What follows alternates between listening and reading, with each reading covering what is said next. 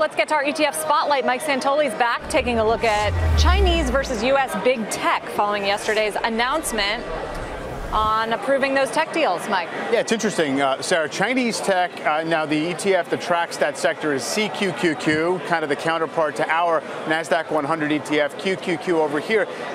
Dramatic underperformance in these Chinese tech stocks.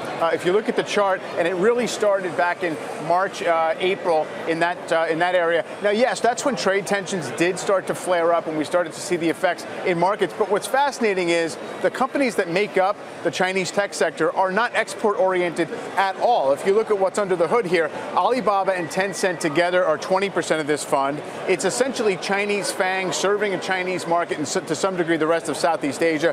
Baidu is another 9%. So what it suggests to me is that it's really just all about capital flowing out of China. It's obviously the currency moves are representing that as well. And it's not so much the market saying, well, there's going to be massive impediments to the growth of Chinese technology, perhaps due to trade tensions or something else. But what it also says is that it's unclear how long this relationship can stay this divergent between big cap U.S. tech, big cap Chinese tech, especially when you consider that they've used to move very much in sync. And also, by the way, the EEM, the main emerging markets ETF everybody looks at, that is 10% made up by Alibaba and Tencent, which nobody really thinks of. When they think they're buying emerging markets, you're thinking about banks and construction companies, very much an export-oriented world. It's just not the way we're set up right now.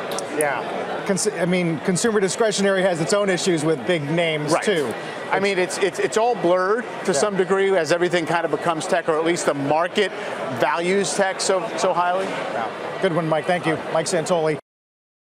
Hey there, thanks for checking out CNBC on YouTube. Be sure to subscribe to stay up to date on all of the day's biggest stories. You can also click on any of the videos around me to watch the latest from CNBC. Thanks for watching.